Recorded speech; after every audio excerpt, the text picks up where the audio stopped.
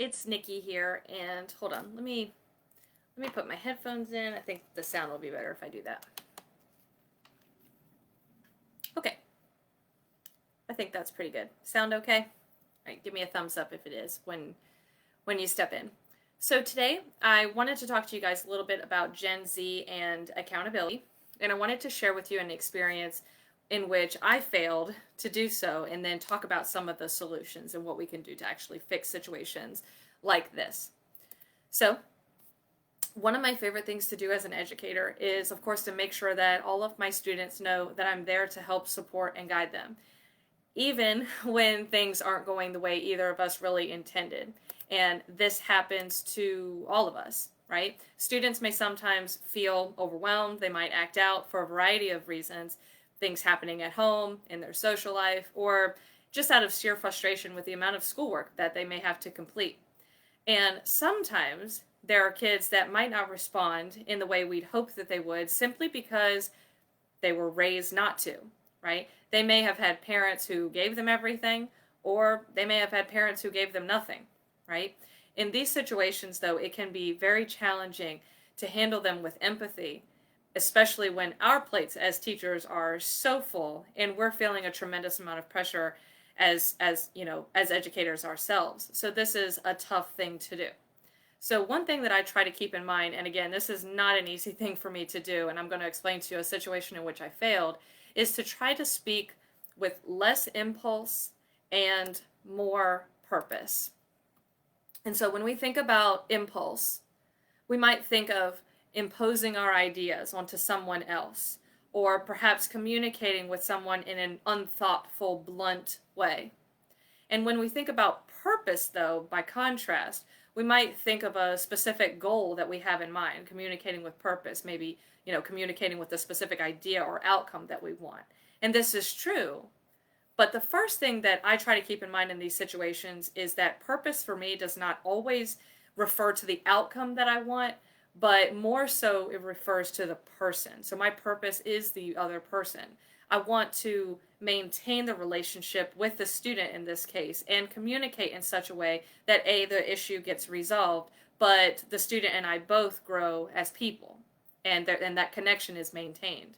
So for example, a few years ago, and this again was not a situation that I handled well, I had a student who was habitually late. And I had a lot of things going on at the time, so for me I just didn't deal with it. I didn't confront it. And this student had no concept of how frustrated this was making me, that she was coming in late every day, and I let it build instead of addressing it. So it makes sense that she would have no concept of it. And when I finally did talk to her about it, her response was defensive. And she said something like, "What? Who cares? It's only a minute. What's the big deal?" Right? And this is very typical of Gen Z. They don't have the same concept of showing up on time that other generations have. To them, showing up at 9:05 is basically the same as showing up at 9 o'clock. And they'll say, "Oh, 5 minutes? So what?" And so they do have this tendency to feel that way. But that is why our communication is so important in these moments, right? And in that particular moment, I was infuriated. And that's just how I felt anyway. And it was clear, based on the way that I had communicated to her, that I was not going to change her mind at all. Not then anyway. And like many educators, we have experienced this same thing because, some of the kids have been socialized to believe that this type of behavior is normal, right? However, the question we have to ask ourselves is it possible to turn this child around? And the answer is yes. So for me, the first mistake that I made was starting from a place of accusation. I did not assume good intentions, and I certainly was not in the headspace of wanting to make a difference in this child's life. I was coming from a place of frustration, and again, this is very common for all people. So for me, what I should have done in this situation was first find out from the child's perspective how things were going in my class, kind of to open that dialogue. And I could ask them questions like, what do you see and experience on a daily basis?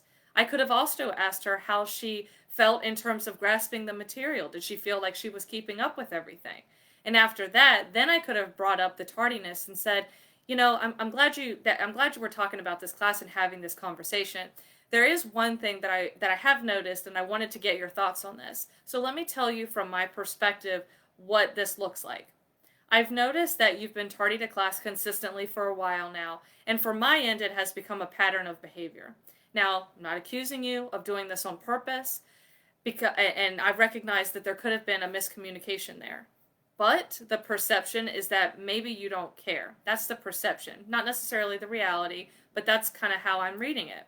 So, can you share with me why you're not able to come to class in a timely fashion?